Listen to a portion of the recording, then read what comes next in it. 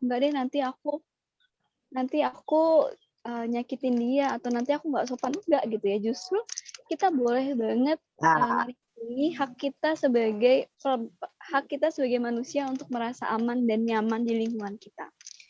Kemudian kita boleh bilang enggak gitu ya. Jadi misalnya tadi kirim foto dulu dong biar biar aku temenin gitu. Boleh kok kita bilang enggak misalnya. Ayo dong makan malam dulu sama Bapak gitu nanti biar diperlancar skripsinya misalnya.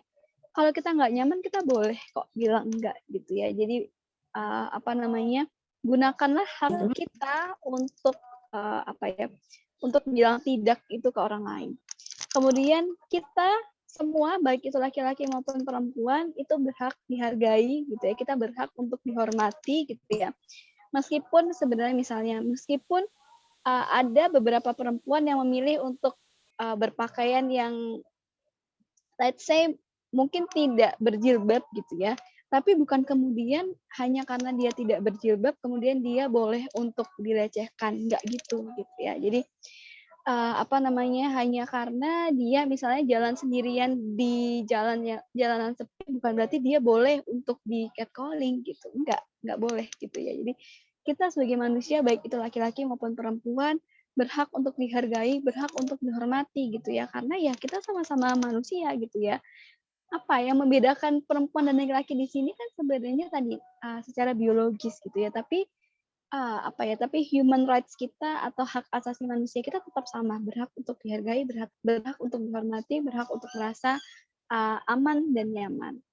Seperti itu. Kemudian terakhir,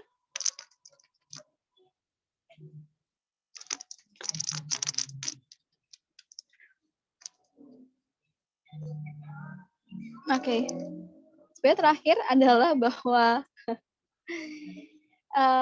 ada satu quotes yang cukup menarik bagi saya gitu ya untuk menutup materi hari ini gitu ya sebelum kita lanjut ke sesi tanya jawab itu adalah bahwa hidup kita itu nggak ada maknanya atau hidup kita itu berakhir ketika kita stop atau ketika kita berhenti peduli terhadap hal-hal yang penting atau hal-hal yang bermakna gitu ya. Sehingga ketika teman-teman merasa bahwa kasus kekerasan seksual atau pelecehan seksual ini masih banyak di sekitar teman-teman, masih banyak terjadi, marilah kita pelan-pelan gitu ya untuk berusaha mengurangi, untuk berusaha memperjuangkan agar kondisi ini tidak terlalu banyak terjadi lagi gitu ya. Karena untuk menghapuskan benar-benar itu butuh waktu, butuh usaha dan butuh kerjasama dari berbagai pihak sehingga paling tidak sedikit mengurangi dulu deh kayak gitu. Itu aja sih kalau dari saya gitu ya, waktunya kayaknya masih banyak bisa dijadikan bagian dari sesi tanya jawab aja gitu ya. Jadi begitu Mas Gilang ya, benar ya? Iya Mbak. Oke. Oke, Mbak Salma, makasih banyak atas penjelasan yang very impresif ya. Dari tadi saya dengerin sampai, wow, ternyata sampai sebegitunya gitu kan. Ternyata masih banyak adanya pelecehan seksual di lingkungan sekitar kita gitu. Nah, Mbak Salma berhubung nanti akan ada sesi tanya jawab tersendiri di lain waktu selain di luar ini maksudnya. Mungkin nanti bisa dilanjut nanti ya. Tapi saya pengen nanya satu nih, Mbak. Mbak kan berpengalaman di kayak Alodo, kemudian yang fitur online itu, pernah nggak sih menemukan seseorang yang bercurhat atau bercerita mengenai pelecehan seksual, kemudian separah apa menurut Mbak pelecehan seksual di Indonesia seperti itu? Oke, sebenarnya kalau yang online tuh ada beberapa gitu. Cuman kalau yang offline sebenarnya cukup banyak ya yang mengeluhkan terkait dengan kekerasan seksual ini. Sebenarnya yang mirisnya adalah bahwa pelaku dari kekerasan atau pelecehan seksual ini banyak orang-orang yang orang-orang yang terdekat gitu loh dari si korban gitu. Orang-orang yang kayaknya tidak kok mungkin ya misalnya keluarga sendiri kok tega ngelakuin kayak gitu.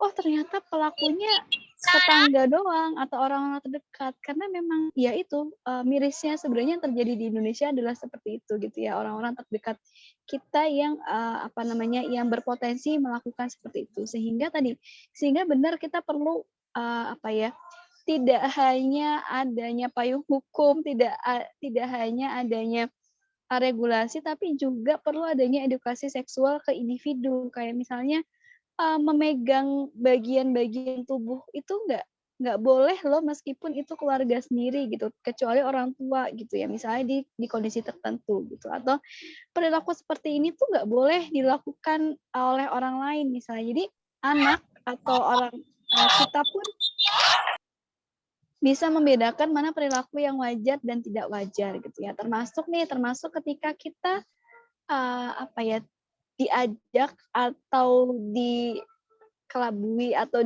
dimanipulasi lah kasarannya untuk melakukan itu, kita boleh bilang enggak gitu kan.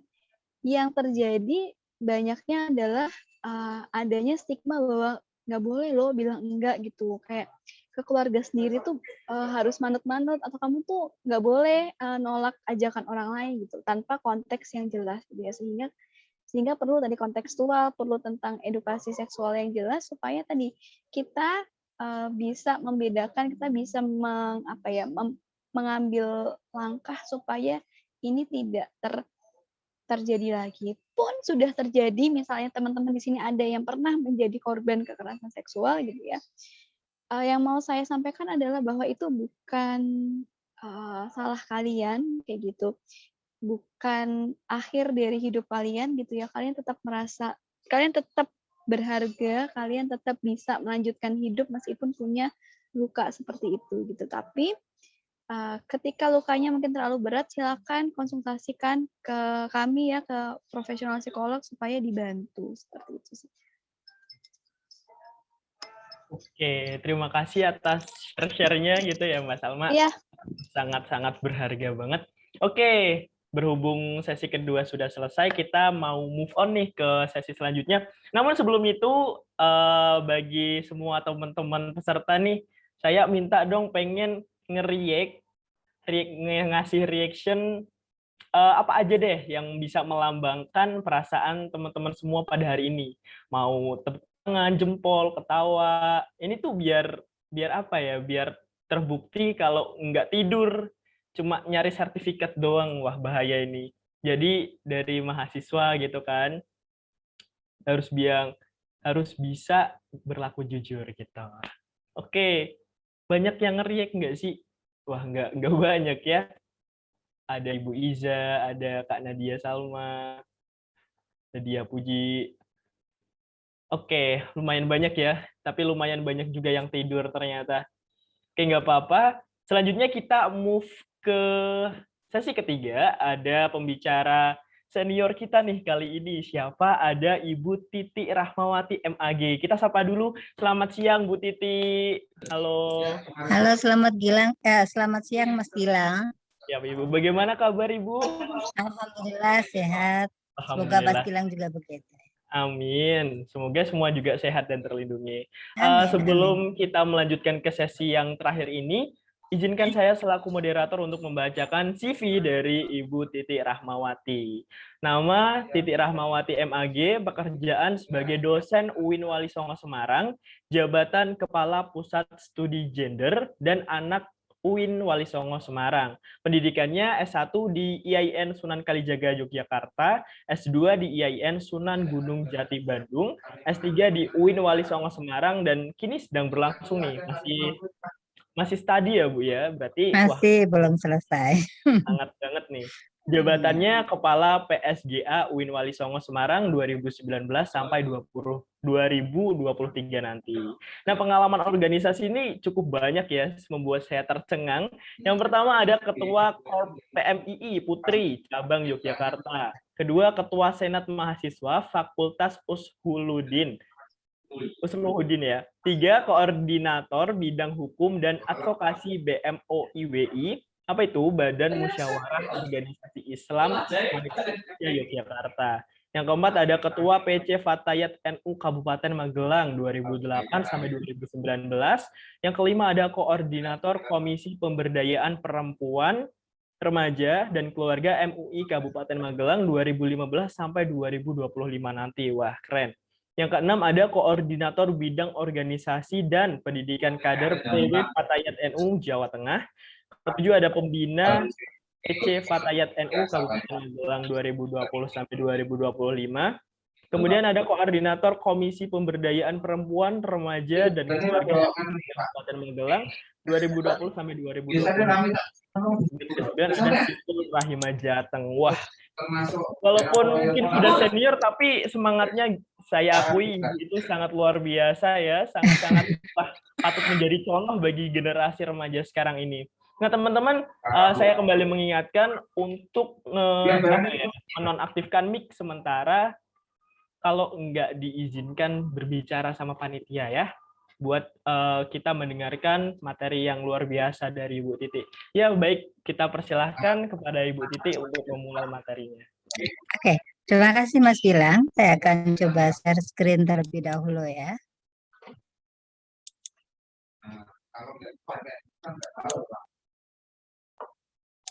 Apakah sudah bisa dilihat? Sudah bisa dilihat kan? Ya, Oke, terima kasih ya. Oke, saya membuat slide ini sebenarnya karena baru tadi siang ya, agak mendadak, dan terima kasih. Yang pertama tentunya saya mengucapkan salam hormat. Assalamualaikum warahmatullahi wabarakatuh. Salam sejahtera untuk kita semua. Yang saya hormati Bapak Rektor IAIN Pekalongan, Bapak Dr. Zainal Mustaqim MPD PhD, kemudian juga Bapak Wakil Rektor 3 ya, bidang kemahasiswaan, Bapak Dr. Haji Muhlisin MAG PhD, dan tak kalah pentingnya adalah Ibu Pembina UKM Sigma ya, Ibu Izza Himawanti SPC MPC, yang tadi dibilang katanya masih punya hubungan kekerabatan dengan Mbak Kiki ya, Bu Kiki gitu, teman saya, teman saya. Oke. Nah, dan juga panitia serta para narasumber yang lain, ada Mas Erwin, ada Mbak Salma gitu ya, yang sudah luar biasa, dan keduanya adalah para pakar-pakar dan apa namanya, sudah berkecimpung di bidangnya sesuai dengan keahliannya gitu ya. Salam kenal dan salam hormat dari saya, Mas Erwin dan Mbak Salma. Jadi kalau tadi Mas Erwin katanya disapa oleh Bu Iza, Mbak Iza dengan bahasa Jawa kurang familiar ya. Saya kebetulan pernah di Bandung Mas Erwin, jadi kumaha damang? Alhamdulillah, pangestu sawalarna kumaha Bu. Gimana Ibu? Sehat? Oke, sawang sulna damang, alhamdulillah. Nah, jadi ini forum yang menurut saya luar biasa. Saya mendapatkan kehormatan untuk apa namanya belajar bersama-sama dengan para pakar-pakarnya. Dan kali ini saya dikontak oleh panitia kemarin itu untuk menyampaikan dari perspektif agama begitu ya, karena perspektif yang lain sudah disampaikan oleh Mas Erwin dan Mbak Salma begitu. Nah, ada 4 poin yang dimintakan ke saya oleh panitia. Yang pertama adalah tentang pandangan Islam tentang kekerasan seksual itu sendiri, lalu jenis-jenis kekerasan seksual dalam Islam, lalu pandangan Islam tentang timbulnya kekerasan seksual, begitu ya, dan pencegahan tindak kekerasan seksual di kalangan mahasiswa. Oke. Saya awali dari pandangan Islam itu sendiri tentang kekerasan seksual ya. Islam ini sebagai agama rahmatan lil alamin gitu ya, rahmat bagi semesta, tentunya menolak segala bentuk kekerasan gitu ya, segala bentuk kekerasan, apalagi itu merugikan pihak yang lain gitu. Nah, jadi Islam sama sekali tidak mentolerir gitu, tidak mentolerir terkait dengan kekerasan seksual. Kenapa kemudian Islam ini tidak mentolerir terhadap kekerasan seksual? Karena di dalam Islam sendiri itu ada 5 prinsip dasar. Ada 5 prinsip dasar atau al-khamsah ad-daruriyah dalam bahasa agamanya itu. Yang pertama adalah hifdzun nafas, menjaga jiwa. Jadi menjaga jiwa itu adalah bagian penting. Nah, kalau ada seseorang yang mengancam jiwa seseorang, maka itu sesungguhnya sudah bertentangan dengan ajaran Islam itu sendiri. Yang kedua adalah hifdzul akli atau menjaga akal. Ya, jadi menjaga kewarasan gitu ya, atau menjaga kalau dalam bahasa psikologi apa ya, nanti Mas Erwin dan Mbak Salma lebih tepat begitu ya. Menjaga kesehatan mental gitu ya, itu juga menjadi bagian penting di dalam prinsip dasar Islam. Lalu menjaga agama. Kalau kita sudah memilih Islam sebagai agama, maka bagaimana kita menjaga seluruh perilaku kita, seluruh pola pikir kita, gitu ya. Tidak hanya pola pikir, tapi juga sampai pada pola perilaku kita mencerminkan akhlak-akhlak yang itu diajarkan di dalam Islam, gitu ya.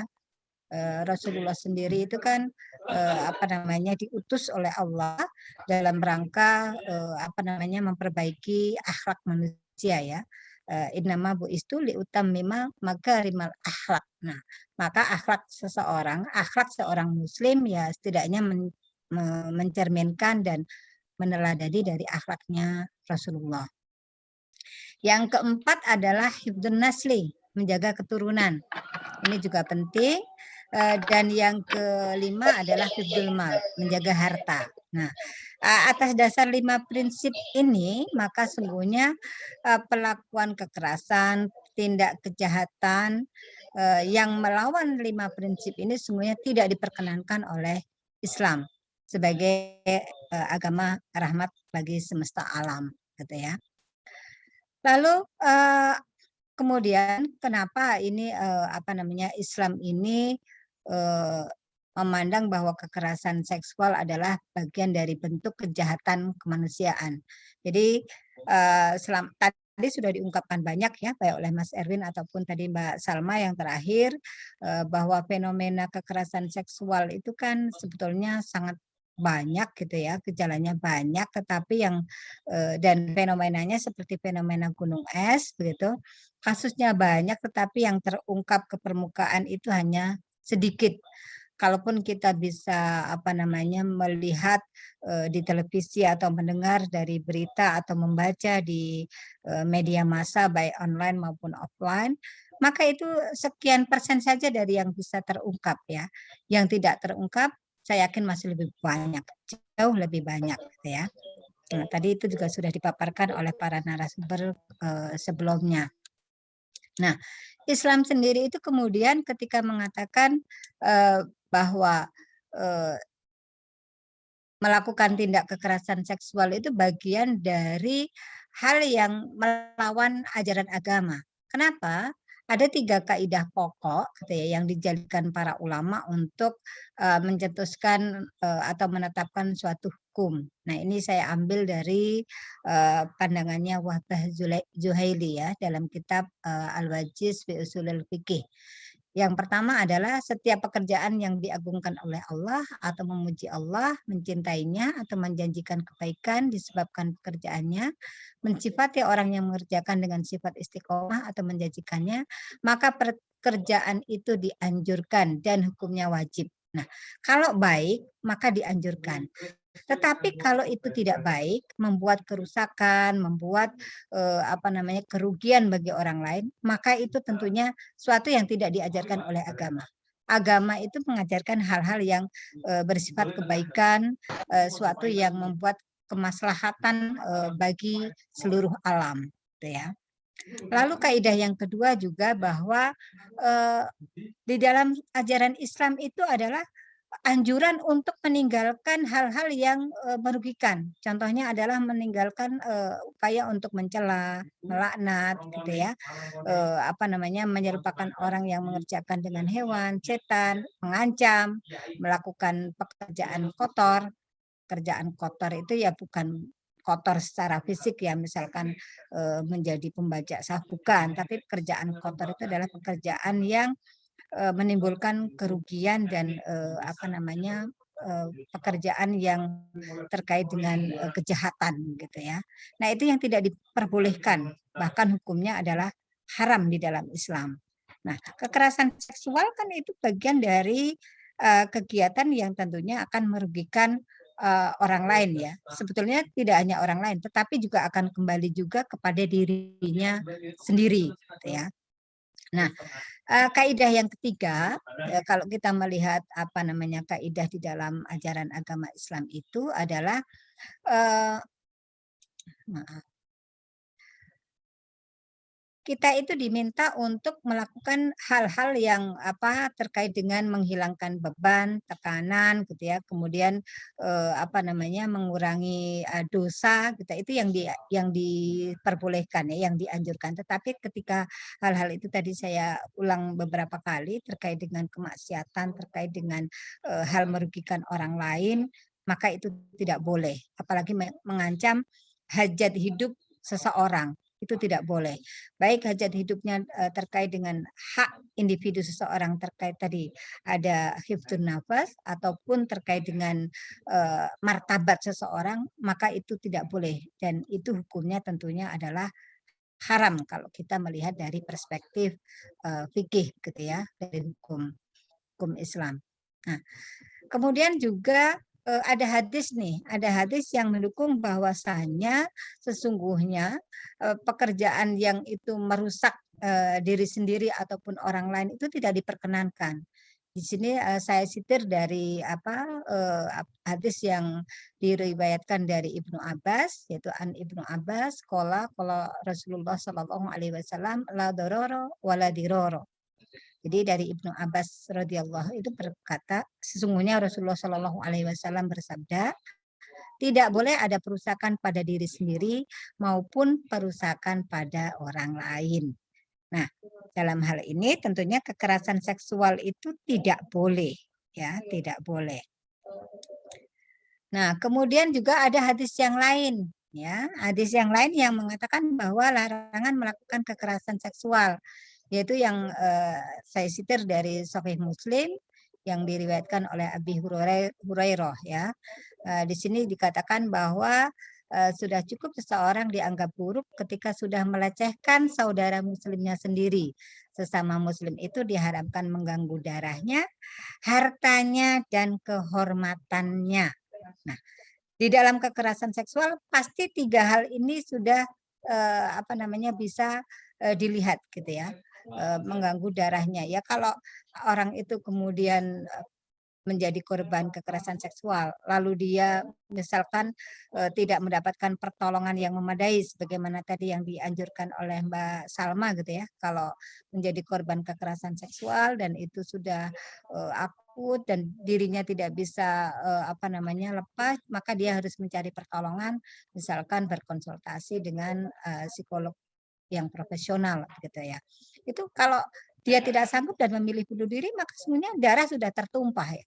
Dan ini nggak boleh, nggak ditolerir oleh Islam gitu ya. Harta misalkan, karena menjadi korban kekerasan seksual dia kemudian misalkan harus mengeluarkan banyak biaya. Kalaupun tidak mengeluarkan banyak biaya, lalu dia tertutup akses ekonominya. Misalkan tadi harusnya dia bekerja, tetapi karena dia malu dia keluar dari pekerjaan, lalu hartanya tidak terjamin. Ini kan juga termasuk indikator ini ada di dalam hadis ini. Kehormatan gitu ya, rasa malu itu hal yang tidak bisa ditebus dengan mudah gitu ya. Maka kenapa di dalam Sahih Muslim dikatakan bahwa haram hukumnya seseorang itu mengganggu orang lain dengan cara menumpahkan darahnya, hartanya, dan kehormatannya. Lalu kemudian ada kaidah fikih juga yang sangat mungkin populer gitu ya. Jadi darul mafasid muqaddamun ala jalbil masoleh. Jadi melindungi warga dari kerusakan itu lebih diutamakan daripada menghadirkan kebaikan untuk mereka. Jadi kita itu mencegah itu lebih penting gitu ya daripada melakukannya setelah kejadian. Maka sebenarnya ini tepatnya saya sampaikan pada saat pencegahan ya. Jadi kenapa mencegah itu lebih baik daripada mengobati. Tetapi kalau memang sudah terjadi ya itu harus diobati kan begitu. Nah, lalu selain terkait dengan pandangan Islam tentang kekerasan seksual, ini kemudian jenis-jenis kekerasan seksual yang ada di dalam Islam. Ya. Tadi Mas Erwin, Mbak Salma juga semuanya sudah menyampaikan beberapa jenis kekerasan seksual begitu ya. Ada kekerasan fisik, ada kekerasan psikis gitu ya, ada kekerasan ekonomi dan sebagainya. Lalu kekerasan kalau seksual di dalam Islam itu contohnya apa gitu ya? Ini sebenarnya kalau di slide saya ada pengertian kekerasan seksual, kemudian ada jenis-jenis kekerasan seksual gitu ya. Tetapi karena tadi juga sudah disampaikan oleh Mas Erwin dan Mbak Salma, saya nggak akan ulang. Saya hanya ingin mengutip saja dari apa bentuk contoh kekerasan seksual di dalam Islam. Nah, di antaranya kekerasan seksual di dalam Islam itu kalau kita melihat di dalam budaya apa namanya pra-Islam itu, dan bahkan itu masih juga masuk di dalam dunia Islam, itu terkait misalkan pembunuhan bayi perempuan. Ya, kita melihat di dalam sejarah itu Arab pra-Islam itu dulu ada tradisi kalau di Jazirah Arab, kalau orang punya anak perempuan itu merasa malu karena perempuan itu tidak menguntungkan gitu ya. Nah, ini juga tentunya tidak lepas dari budaya patriarki, budaya yang mengedepankan laki-laki. Nah, ini juga bagian dari contoh kekerasan seksual pada pra-Islam dan di masa-masa awal Islam itu masih berlangsung gitu ya. Kemudian ada lagi budaya yang juga ini merembes ke dalam Islam yang itu juga terjadinya pada pra-Islam. Contohnya adalah misalkan isolasi atau apa ya, pengucilan perempuan yang sedang menjalani masa menstruasi. Nah, jadi apa namanya, ketika seseorang menstruasi itu dikucilkan. Padahal menstruasi itu kan sesuatu yang wajar karena dalam apa reproduksi perempuan memang punya organ-organ yang memungkinkan seseorang itu mempunyai apa rutinitas bulanan yaitu menstruasi gitu ya. Nah, ini kemudian dikucilkan. Ini kan bagian dari kekerasan terhadap perempuan gitu ya. Ada lagi sunat perempuan. Nah, ini memang ada beberapa pendapat ya terkait dengan sunat perempuan. Tapi saya termasuk yang tidak mendukung sunat perempuan. Kenapa? Karena menurut hemat saya madorotnya lebih banyak daripada maslahatnya ya, daripada kebaikannya. Apalagi kalau itu dilakukan oleh orang yang bukan punya kompetensi ya. Yang punya kompetensi saja misalkan dokter atau dilakukan secara klinis saja masih ada kemungkinan apalagi kalau itu tidak dilakukan oleh apa namanya profesional medis gitu ya. Nah, itu di antara beberapa contoh dari kekerasan seksual yang ada di dalam budaya baik pra-Islam ataupun masa-masa awal Islam. Selain itu juga ada penguburan bayi hidup-hidup, ada pewarisan pernikahan gitu ya.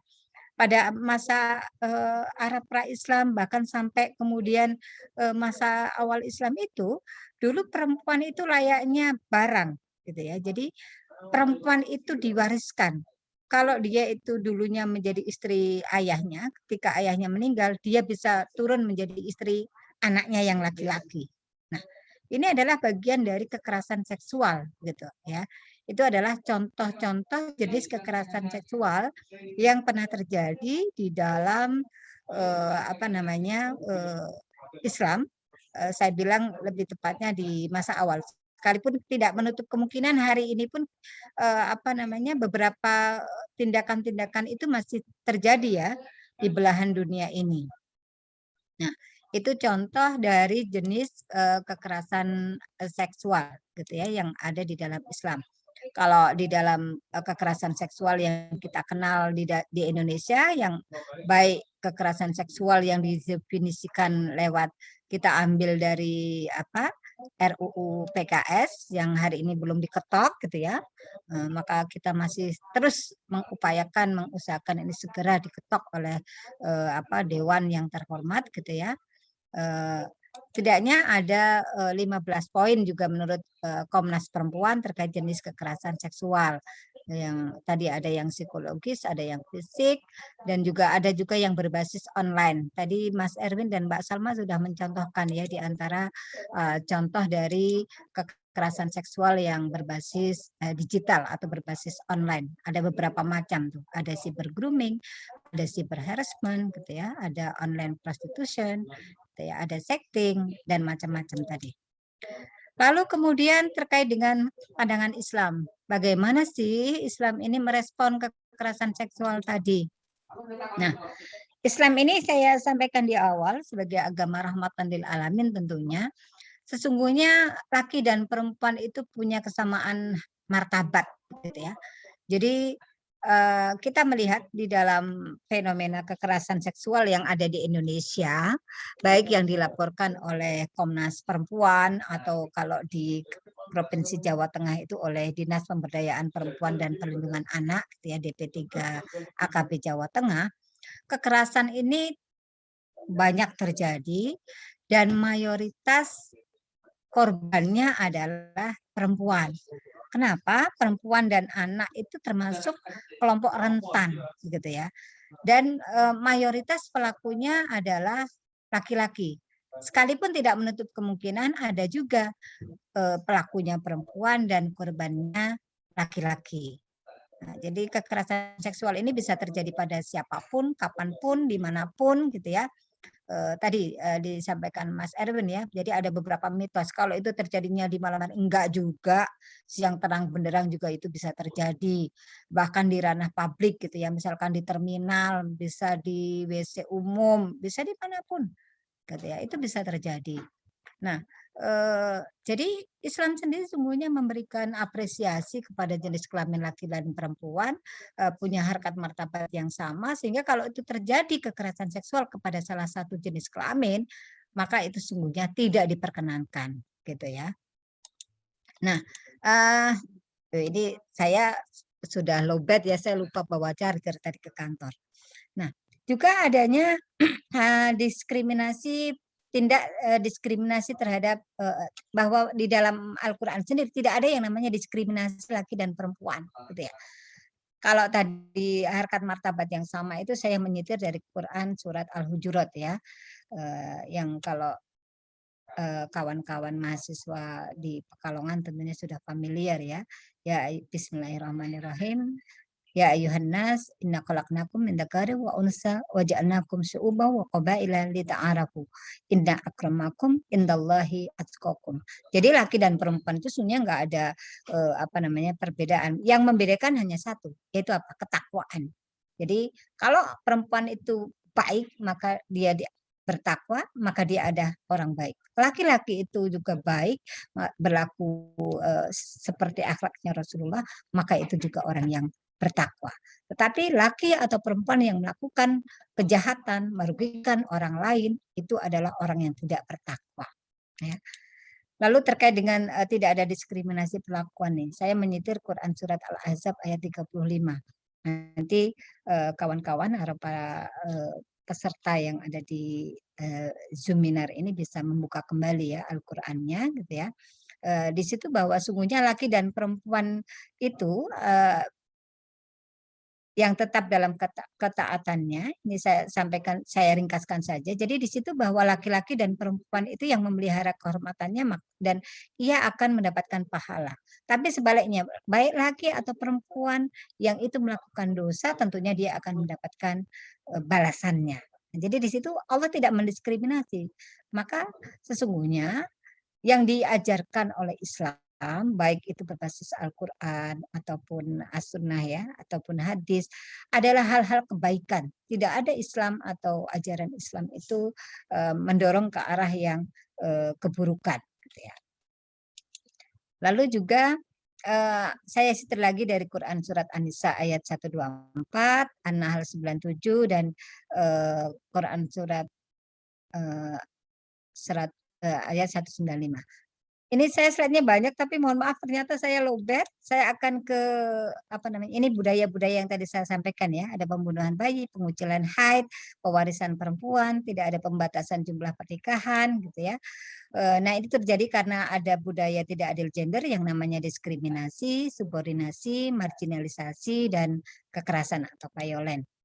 Lalu upaya pencegahannya bagaimana? Saya ada dasar hadis dan ayat yang saya cantumkan pada pencegahan ini, tapi saya berpacu dengan baterai saya. Nanti saya akan beralih lewat HP saja ya. Ada beberapa upaya yang bisa dilakukan. Yang pertama tentunya kalau itu di dalam kampus adalah dengan sosialisasi. Sosialisasi ini bisa dilaksanakan pada saat kegiatan PPAK, ya, pengenalan kampus gitu ya, juga ada pembekalan KKN, PPL, KKL, magang gitu ya, membuat flyer atau meme yang terkait dengan penolakan KS. Lalu juga bisa ada di dalam edukasi, yaitu dengan cara apa? Mengintegrasikan kurikulum adil gender di dalam mata kuliah. Ini yang penting. Nah, itu beberapa hal yang bisa saya sampaikan dari materi tentang apa namanya, mencegah kekerasan seksual dari perspektif agama. Dan sesungguhnya kalau berbicara ini, saya mengapresiasi YIN Pekalongan gitu ya. YIN Pekalongan itu sudah punya implementasi dari SK Dirjen Pendis, Direktur Jenderal Pendidikan Islam nomor 5494 tentang pencegahan dan penanganan kekerasan seksual, yang itu sudah diimplementasikan dengan peraturan rektor, dan juga ada ULT yang sudah dibuat. Bahkan kalau di Pekalongan sudah ada ULT-nya ya. Kami di Wali Songo masih ongoing proses unit layanan terpadunya. Nah, di Pekalongan itu sudah punya ULT namanya ULT Setara. Semangat, tangguh, dan apa tadi ya? Saya lupa apa itu. Setara namanya ULT-nya itu.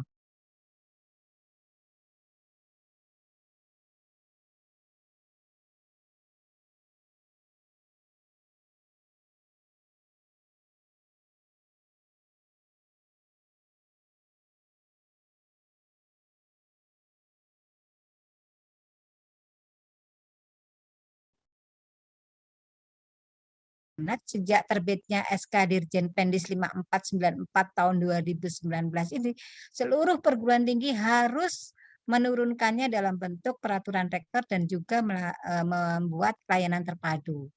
Nah, itu kiranya yang bisa saya sampaikan sebagai pengantarnya. Nanti kalau masih ada waktu, ada kesempatan kita bisa berdiskusi gitu ya. Masih juga ada Mas Erwin dan Mbak Salma yang akan membantu dan memberikan pencerahan kepada kita semua. Begitu Mas Gilang, karena saya lowbat nih, saya berpacu dengan baterai. Mungkin nanti yang lain lebih banyak pada dialog saja ya, dengan tanya jawab saja. Kurang lebihnya dari saya mohon maaf. Walafu minkum, akhirul kalam. Wassalamualaikum warahmatullahi wabarakatuh. Waalaikumsalam warahmatullahi. Saya kembalikan ke Mas Gilang. Baik Ibu, terima kasih. Masya Allah, ternyata emang se-wow itu ya Ibu Titi ini, memang penguasanya deh. Luar biasa banget materi yang sudah dibawakan. Kita juga mengucapkan terima kasih atas materi yang luar biasa tersebut Ibu. Nah, sekarang kita memasuki sesi diskusi nih. Ada beberapa pertanyaan yang udah dipilih sama panitia. Pertanyaan terbaik sih kayaknya ya. Mungkin yang bakal dibaca ini bakal dapat mobil nih dari panitia. Enggak ya? Hadiahnya nanti bisa diminta deh sama panitia. Oke, mungkin langsung saja ya. Yang pertama, Assalamualaikum warahmatullahi wabarakatuh. Waalaikumsalam. Perkenalkan, nama saya Muhammad Maskur Musa. Halo Mas Muhammad Maskur Musa. Izin bertanya, pelecehan tidak hanya terjadi oleh orang dewasa, betul. Namun pelecehan sudah banyak terjadi kepada anak-anak. Pertanyaannya, apakah sama sebab pelecehan yang terjadi oleh orang dewasa dengan pelecehan yang terjadi terhadap anak? Dan tugas utama apa yang bisa dilakukan mahasiswa untuk mencegah pelecehan seksual terutama terhadap anak? Wah, pertanyaannya berbobot banget ya, kalau mahasiswa sama SMA tuh beda tingkatannya. Oke, kita layangkan saja pertanyaan pertama kepada pembicara yang paling beda nih di antara dua cewek. Ada Mas Erwin. Halo Mas Erwin. Halo Mas Gilang. Oke, udah paham ya Mas pertanyaannya ya Mas? Oke, ya. Apa bedanya? Tapi saya mungkin sedikit cerita dulu ya dari pengalaman saya membantu unit perlindungan perempuan dan anak itu memang betul korban anak dan bahkan pelaku remaja juga masih lumayan banyak juga gitu pelaku remaja gitu, dan itu yang sangat miris dan menyedihkan gitu. Nah, apakah sama penyebabnya? Sama gitu loh.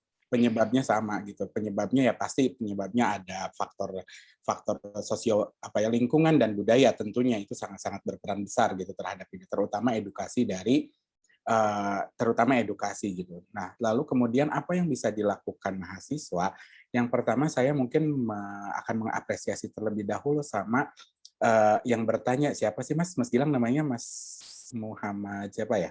Mas Muhammad Maskur Musa. Nah, Mas Muhammad Maskur Musa ini karena dengan mengikuti webinar atau seminar mengenai pelecehan seksual, tentang gender ini sendiri dan lain sebagainya, itu merupakan salah satu bentuk awal dari kesadaran Mas Muhammad Maskur Musa bahwa saya harus berperan lebih besar gitu loh sebagai seorang mahasiswa.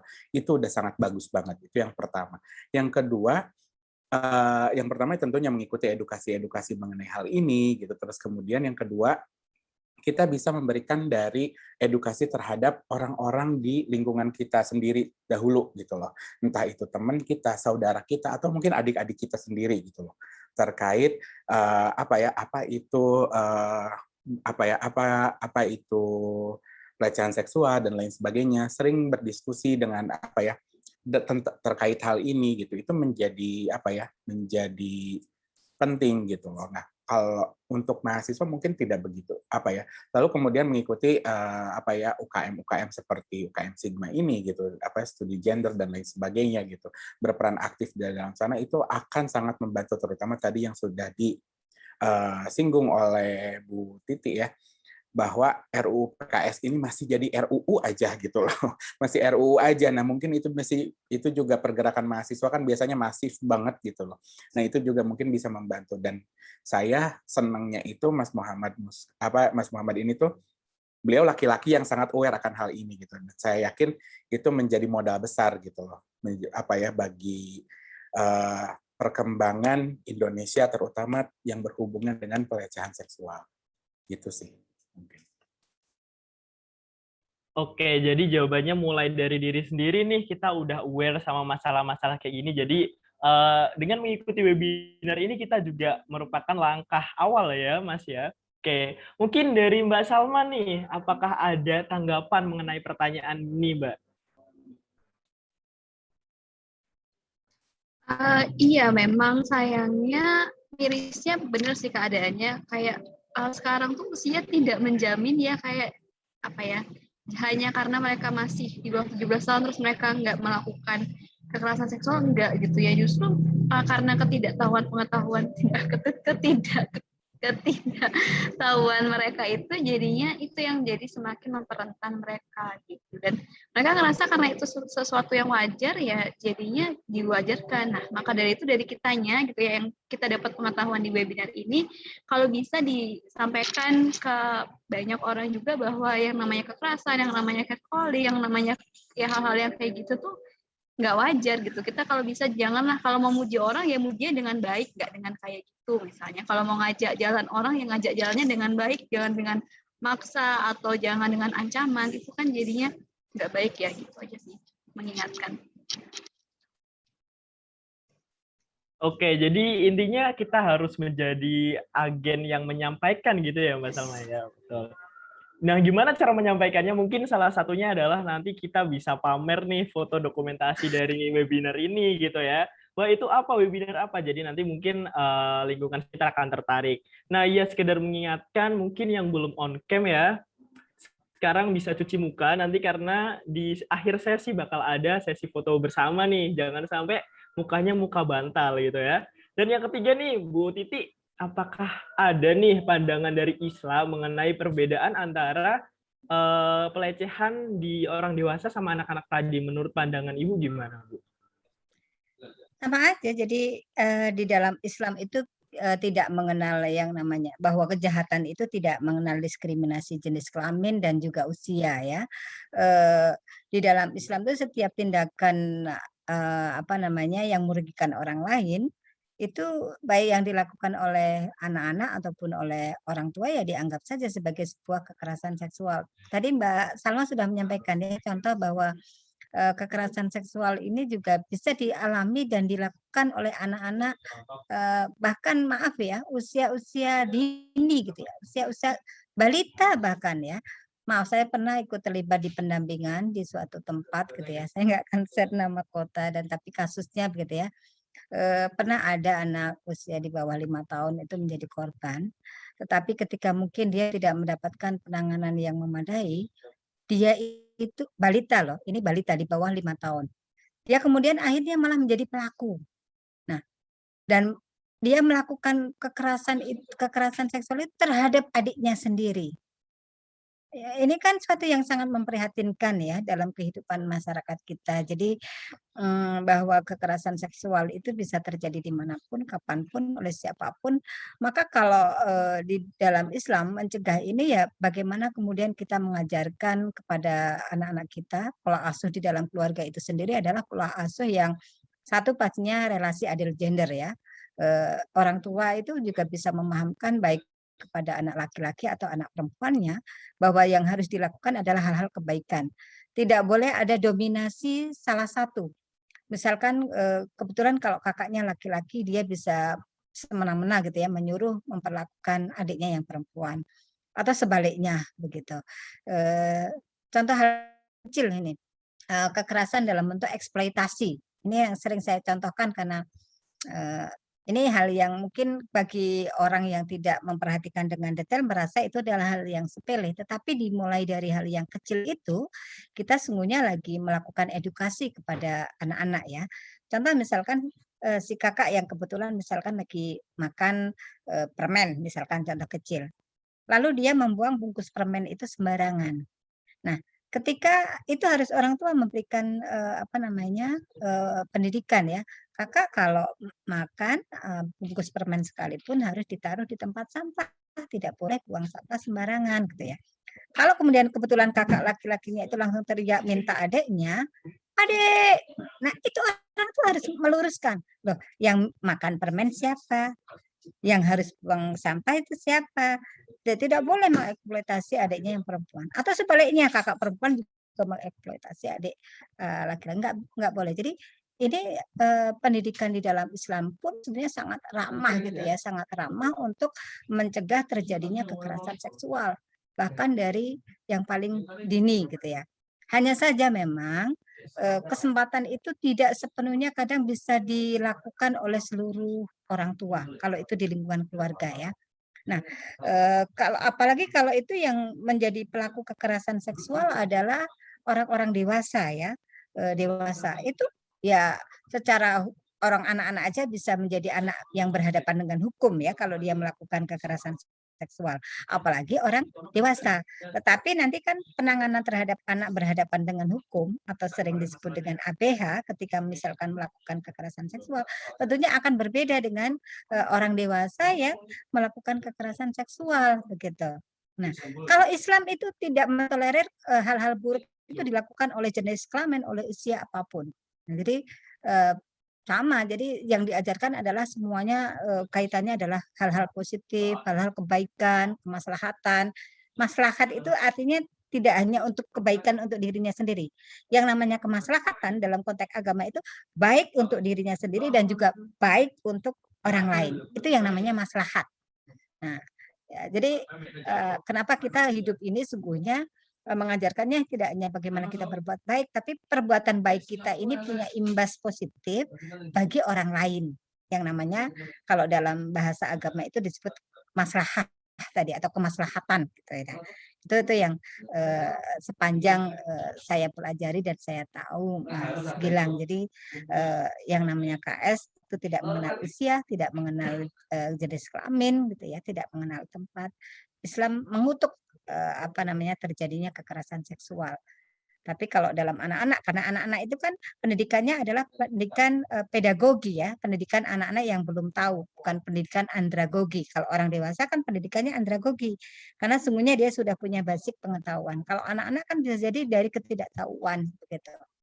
Nah, termasuk nih, pernah saya dicurhati kawan gitu ya, dia itu lagi antri di rumah sakit, di tempat umum, di tempat publik. Di situ itu ada orang dewasa yang lagi nonton film yang tidak layak untuk ditonton gitu ya, apalagi di tempat publik. Padahal di sampingnya ada anak-anak. Dia langsung ngecat saya, "Ibu ini bagaimana nih? Saya harus tegur," saya bilang.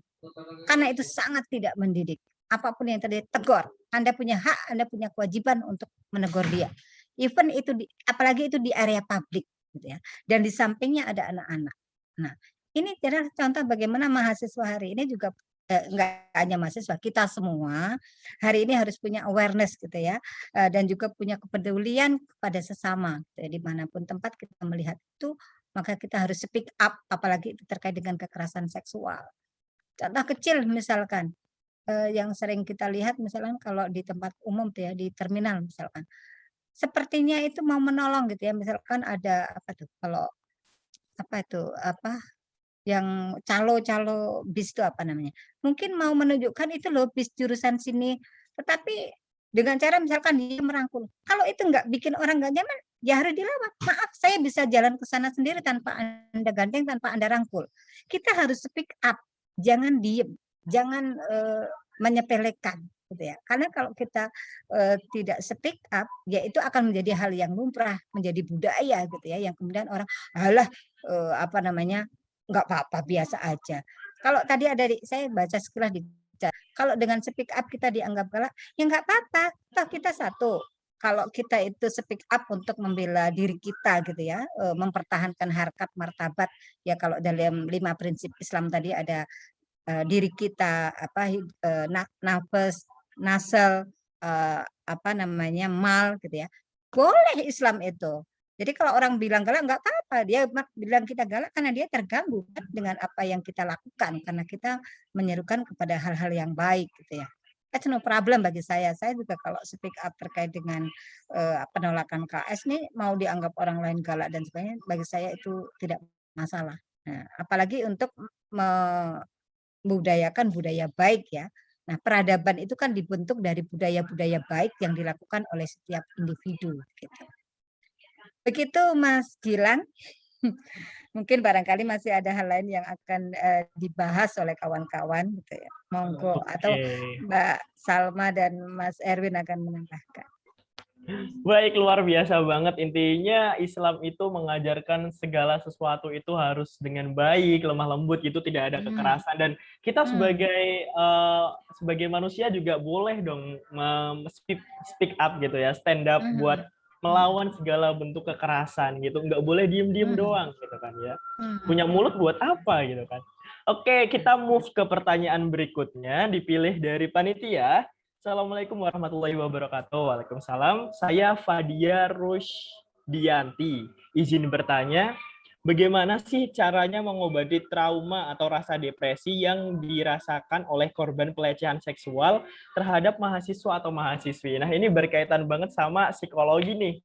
Ada pakar-pakar kita ya kan? Langsung saja, mungkin yang pertama Mbak Salma dulu deh. Mungkin karena ini mahasiswi gitu. Ya, sebenarnya gitu ya, kalau saran saya misalnya sudah ngerasa ada gejala-gejala nggak nyaman, gejala-gejala yang mungkin dia label sebagai depresi, itu bisa langsung konsul. Tapi sementara itu mungkin bisa melakukan beberapa saran dari saya, gitu. Mungkin nanti ditambahkan oleh Mas Erwin, boleh. Gitu. Yang pertama adalah bahwa kamu sendiri harus merimain bahwa kejadian yang terjadi kemarin itu bukan salahnya kamu gitu. Itu murni adalah pilihan dari pelaku, itu adalah murni dari keinginan dari pelaku, jadi kamu tidak ada andil di sana.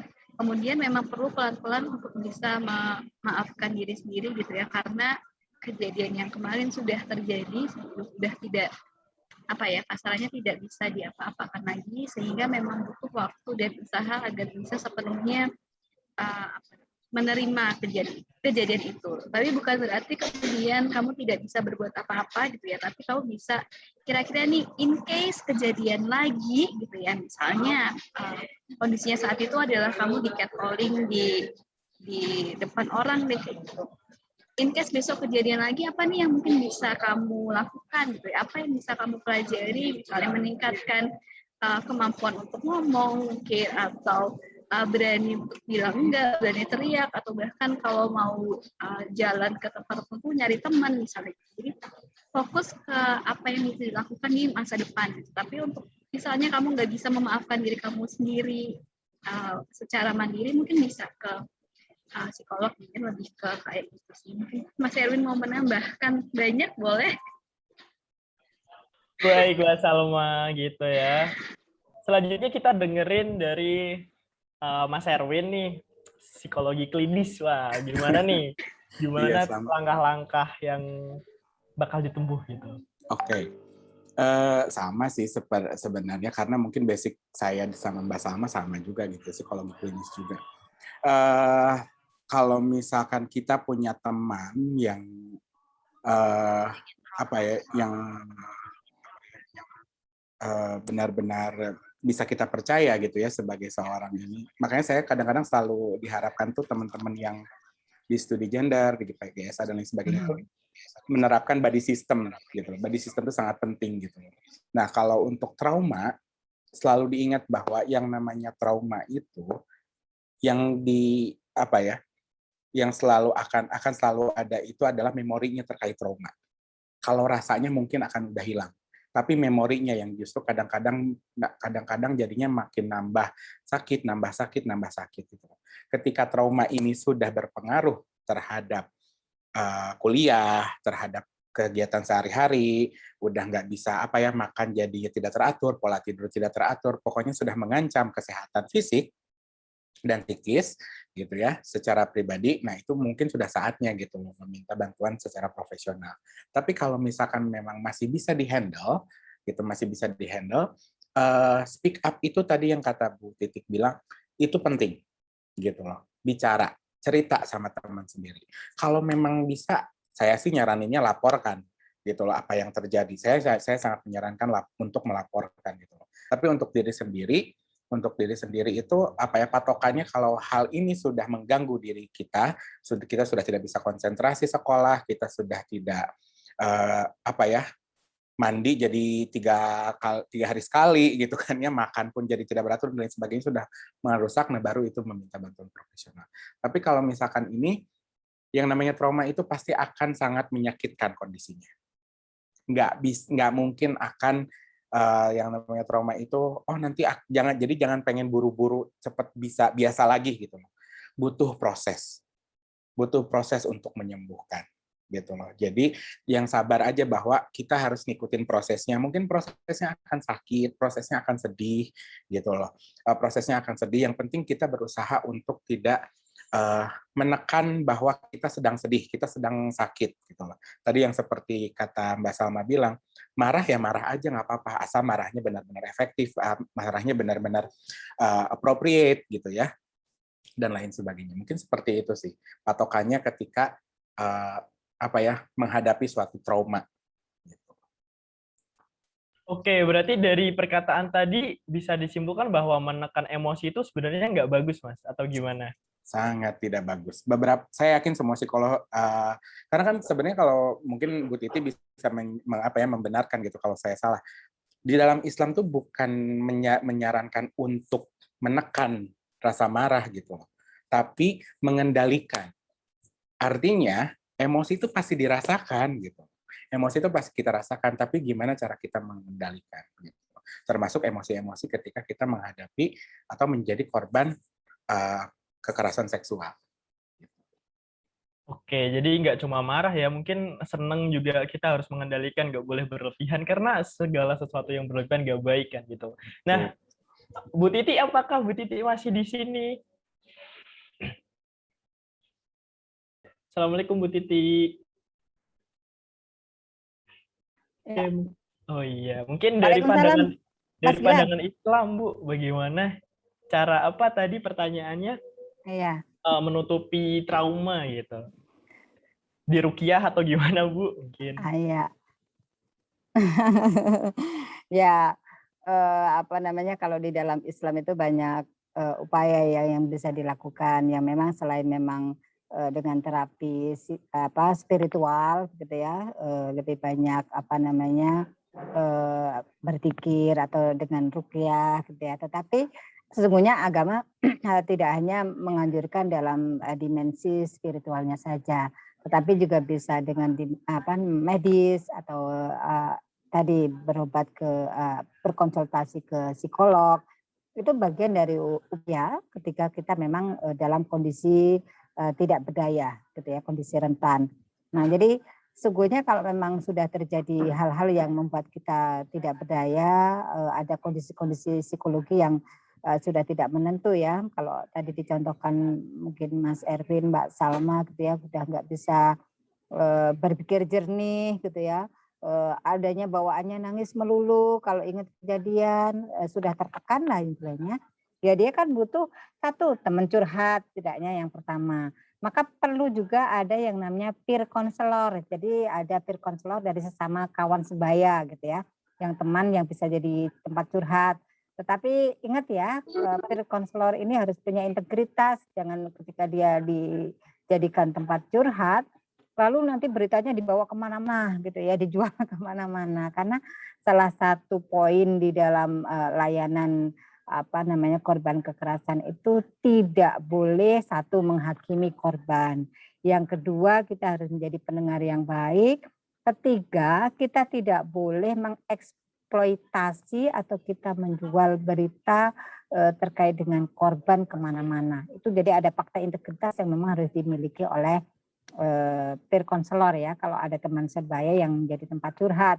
Nah, ketika sudah curhat ke teman tetapi juga belum mendapatkan ketenangan, masih belum mendapatkan solusi gitu ya, maka perlu kiranya ke psikolog. Tetapi kalau ke psikolog dia pun tidak tahu kemana dia harus datang gitu ya. Kebetulan kalau yang ikut webinar ini kan tahu ada Mas Erwin, ada Mbak Salma gitu ya, yang mungkin ada kontak personnya, mungkin kan bisa langsung menghubungi. Tetapi bagi kawan-kawan yang misalkan tidak ikut webinar ini, maka yang pertama dilakukan adalah ke tempat di mana dia bisa melaporkan kejadiannya dengan baik. Misalkan kalau di kampus IAIN Pekalongan ya ke ULT Setara gitu ya. Di sana pasti akan ada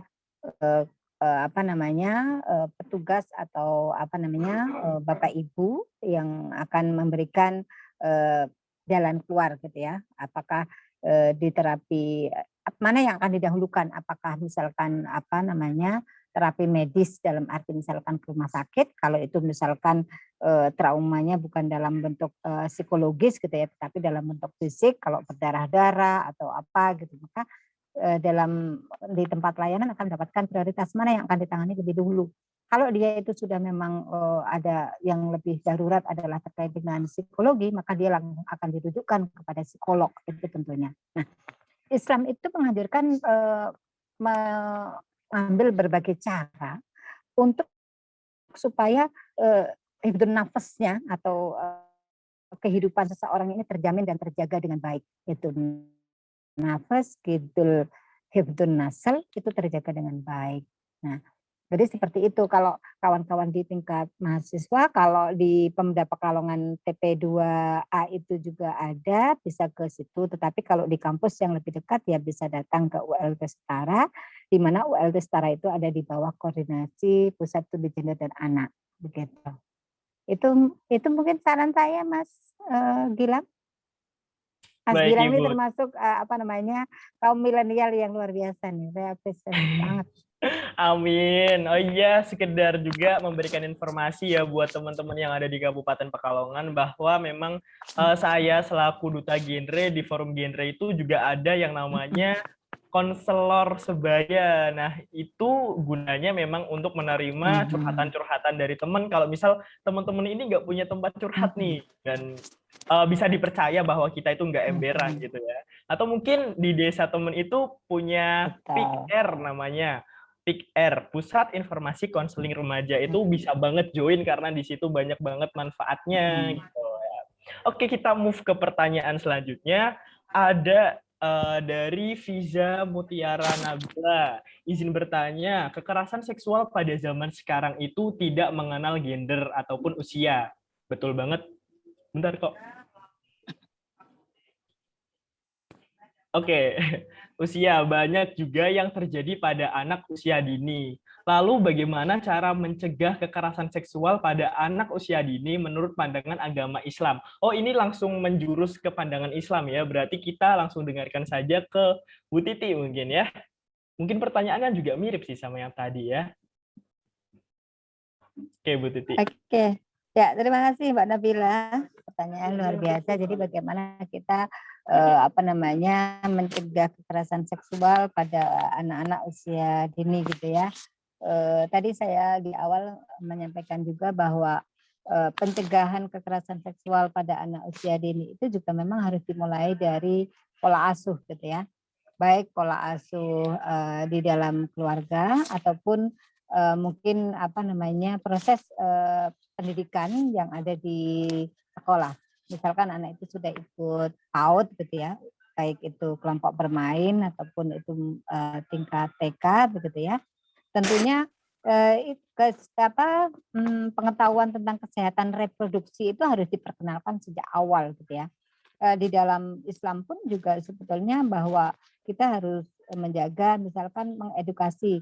Kenapa anak-anak itu juga diedukasi untuk mandiri lebih awal gitu ya. Jadi misalkan anak dalam tahapan usia tertentu gitu ya. Kalau para psikolog nih Mbak Salma, Pak Mas Erwin paham. Jadi usia berapa anak itu sudah bisa apa itu kan ada tahapannya ya. Nah itu kenapa diedukasi untuk mandiri lebih awal, karena kalau dia mandiri lebih awal, misalkan dia punya kebutuhan terkait dengan kesehatan reproduksinya, misalkan dia melaksanakan hajat buang air kecil, maka dia ketika nanti cebok tidak harus dibantu oleh orang lain, dia bisa dengan cebok dengan sendirinya. Ini juga bagian rangkaian ketika mengurangi tindak kekerasan seksual. Nah, atau juga kalau di sekolah ya, kalau di tingkat usia dini misalkan di PAUD, di KB dan TK itu biasanya ada materi yang terkait dengan pengenalan tubuh gitu ya. Bahkan ada lagunya tuh. Jadi bagian mana saja yang tidak boleh disentuh oleh orang lain dan bagian mana yang kemudian bisa dipegang oleh orang lain, bahkan siapa gitu. Itu ada diajarkan, bahkan ada lagunya itu kalau di di PAUD gitu ya, di KB kelompok bermain dan di tingkatan TK gitu ya. Nah, itu diantaranya. Dan kalau di lingkungan keluarga ya orang tua itu harus kompak juga ya, ayah dan ibu itu ketika mengajarkan anak-anak harus kompak. Misalkan mau mengajarkan kemandirian ya, karena KS itu kan juga berhubungan dengan kestro ya, kesehatan reproduksi yang ada di dalam tubuh baik itu laki-laki ataupun perempuan gitu ya. Harus sama pandangannya, misalkan anak kita itu harus mandiri usia misalkan 2 tahun atau 3 tahun gitu ya. Harus sama, jangan sampai kemudian yang satu ke utara, yang satu ke selatan. Misalkan yang satu ingin anaknya segera mandiri, yang satu memanjakan. Memanjakan dalam konteks tertentu dibolehkan ya, tetapi dalam konteks supaya dia mandiri dan terlepas dari kekerasan seksual ini juga penting. Misalkan anak bisa usia 3 tahun harus bisa cebok sendiri, itu penting ya.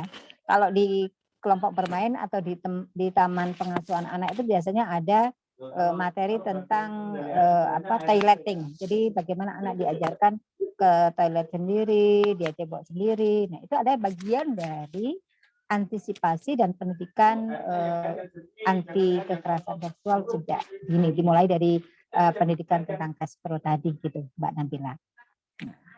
Itu diantaranya yang bisa saya sampaikan gitu ya. Itu Mas Gilang. Wah, Mas Gilang ternyata duta genre ya. Enggak Ibu, saya duta genre 2021. Berarti kemarin waktu acara dengan Pak Ganjar ikut ya? Iya pas seminar gitu ya Bu. Oke, selanjutnya kita mau ke Mas Erwin nih. Mas Erwin, ini kan tentang pelecehan pada anak usia dini nih, atau yang biasa disebut kayak pedofil gitu ya. Iya bener nggak sih Mas Erwin? Betul. Nah, selaku juga kan Mas kan juga membantu di Polres ya kalau nggak salah tadi. Nah, itu kasus-kasus pedofil di Indonesia menurut Mas tuh gimana? Itu kasus-kasus pedofil di Indonesia tuh banyak sekali.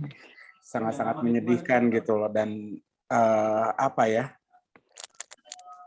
salah satu tantangan ini mungkin sedikit curhat dari saya yang melakukan visum atau misalkan tim dokter yang melakukan visum adalah kesulitan kita kita harus objektif baik itu korban ataupun pelaku gitu ya, yang mana ketika melihat korban, kita harus menahan, nggak boleh terlalu sangat-sangat involved, nggak boleh terlalu sangat-sangat ini. Kita harus melihat objektif bagaimana menilai kondisi psikologisnya gitu. Nah, terhadap pelaku pun gitu, kita nggak boleh sangat-sangat benci gitu loh. Itu yang kadang-kadang menjadi tekanan bagi saya pribadi gitu ya. Nah, bagaimana cara untuk mengininya? Tadi sudah dibahas oleh Bu Titik sedikit, bahwa ada yang namanya toilet training. Toilet training itu pada dasarnya bukan hanya untuk di mana si anak melakukan BAB atau BAK gitu loh. Tidak hanya itu, tapi itu mengajarkan aturan. Ya, pada saat aturan itu bisa tuh dimasukkan mengenai pendidikan bahwa mengenali tubuh kita, mengenali apa yang boleh disentuh, apa yang tidak boleh. Kalau nggak salah ada kok lagunya di YouTube ada gitu, apa yang boleh disentuh, apa yang tidak boleh, siapa yang boleh menyentuh, siapa yang tidak gitu dan lain sebagainya. Itu juga bisa diterapkan gitu pada pada anak-anak kita atau misalkan ponakan-ponakan dari mahasiswa-mahasiswa ini gitu ya, itu boleh kok diajarkan gitu, atau dikasih tahu kepada orang tuanya bahwa ini nih gitu kita ajarkan kepada anak-anaknya gitu. Nah pada saat hal-hal seperti itu bisa tuh pada masa-masa seperti itu anak bisa nempel, anak bisa benar-benar oh ini tuh boleh, oh ini tidak boleh gitu. Karena pada saat itu anak benar-benar lagi belajar mengenai aturan gitu loh. Itu pada yang benar-benar bisa. Kalau terkait kasus banyak banget Mas. Kadang-kadang aduh sedih gitu ngelihatnya gitu loh. Dan pelakunya itu tidak jarang bahkan ya pendidikannya tinggi, mereka sadar, agamanya dibilang bagus oleh masyarakat gitu, kadang-kadang seperti itu. Yang jadinya kadang-kadang, waduh kok bisa gitu seperti ini. Ini yang kadang-kadang jadi PR kita semua, kenapa orang bisa seperti itu gitu. Itu mungkin ya Mas Gilang. Oke, jadi di lingkungan sekitar kita tuh memang banyak ya kasus gitu.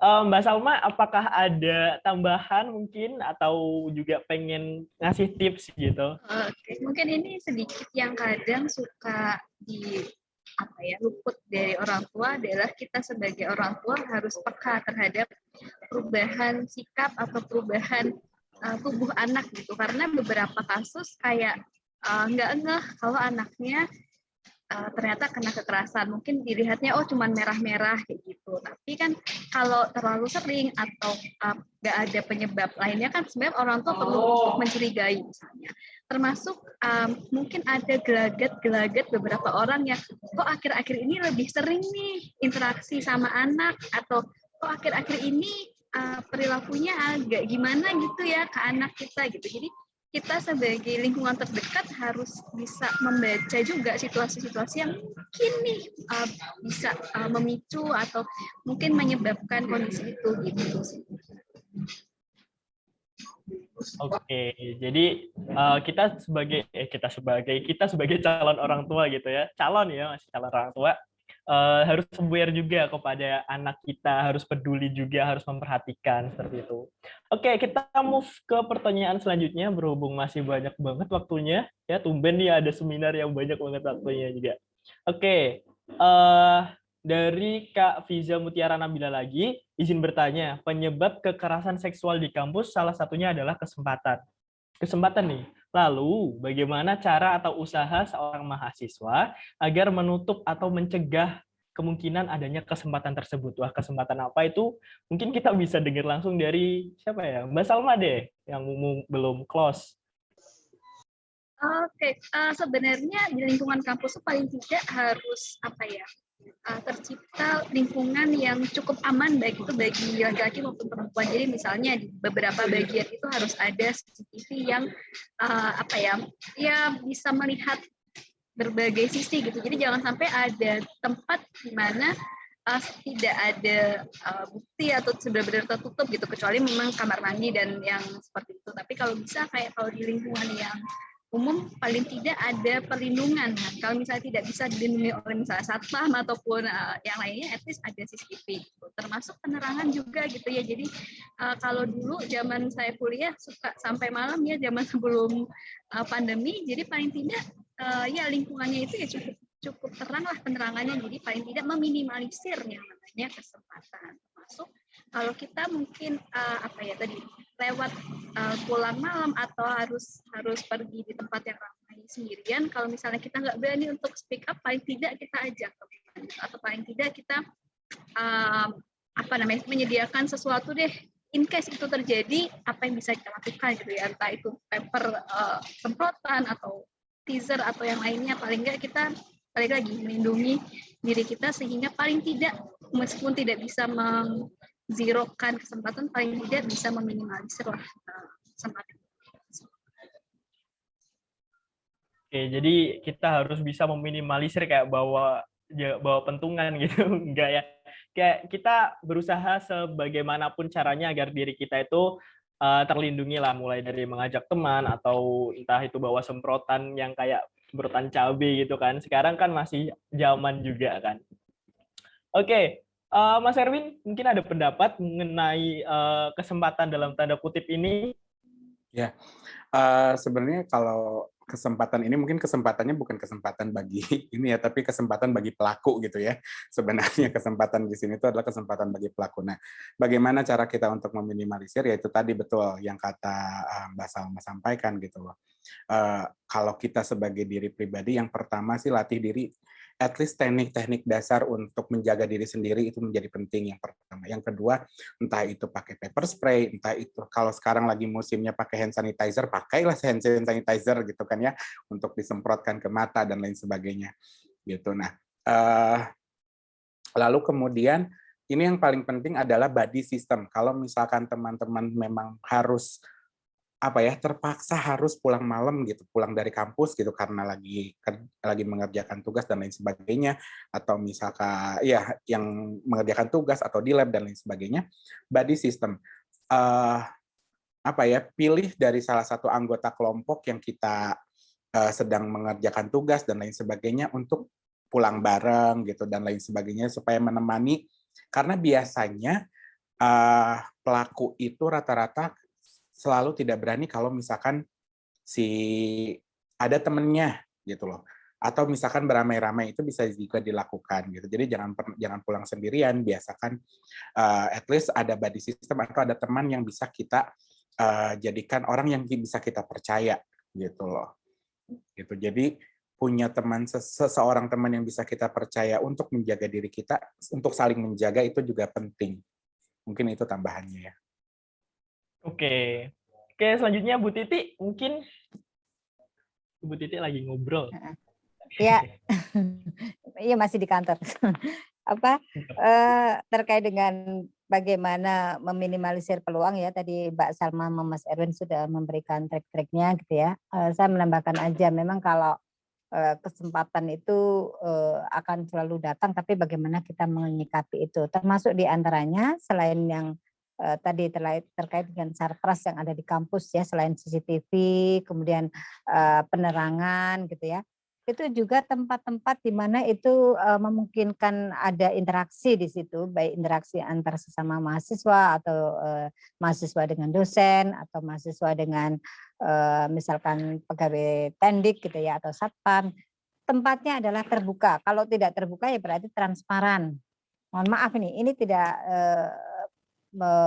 tapi misalkan bimbingan gitu ya. Kalau ruang dosen itu dibuat transparan, tidak disekat-sekat yang kemudian itu sangat private, itu akan tidaknya gitu ya menghindari peluang terjadinya kekerasan seksual. Misalkan itu kalau atau selain ruang interaksi gitu, baik itu ruang dosen ataupun ruang kuliah gitu ya, atau tempat-tempat kegiatan mahasiswa.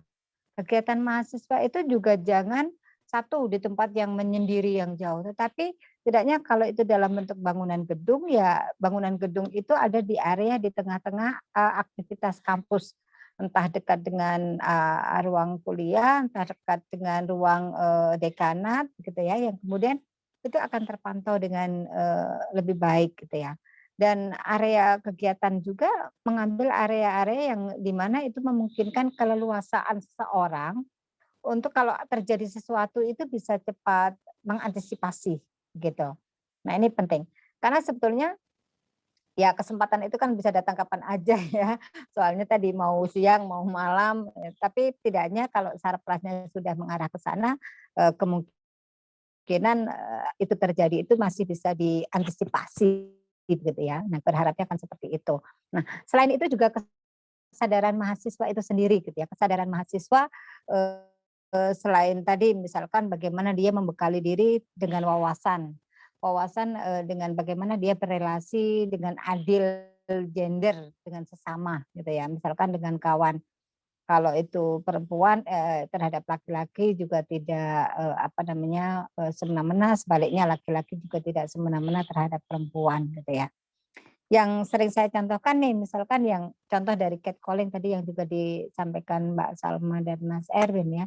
Misalkan keluar dari ruangan kuliah, kemudian ada yang nongkrong di depan ruangan, terus ada yang misalkan cantik atau ganteng, terus disapa, "Hai cantik," kalau nggak membalas berarti nggak jadi cantik deh. Nah itu kan hal sepele ya.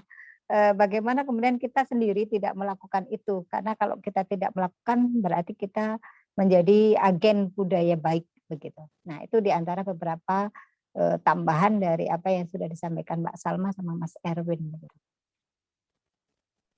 Oke, jadi harus ada kerjasama antara pihak kampus dengan mahasiswa juga, nggak hanya Mhm, mahasiswa sih.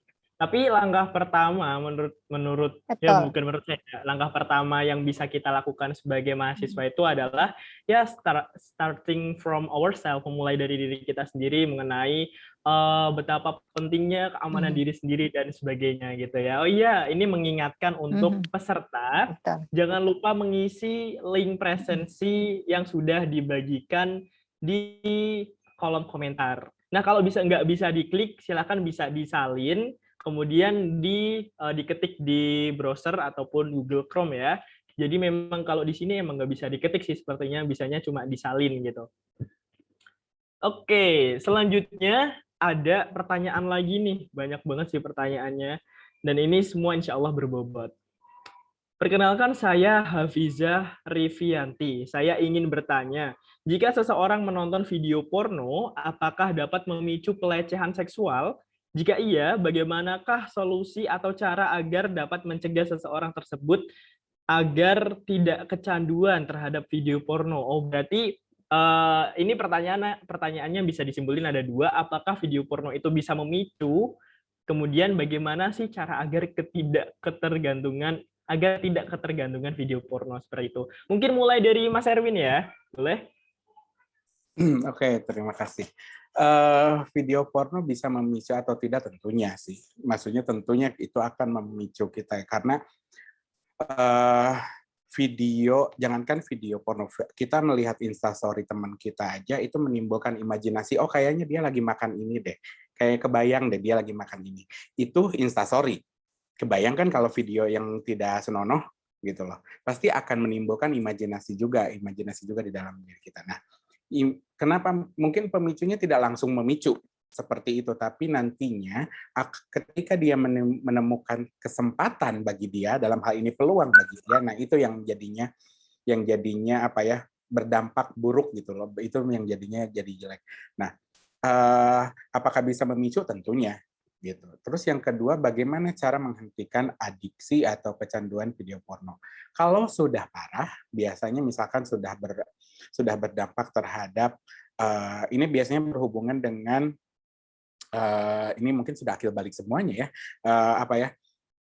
biasanya berdampak terhadap kecanduan masturbasi kalau untuk laki-laki, itu laki-laki maupun perempuan. Nah, itu berarti sudah membahayakan kondisi kesehatan fisiknya.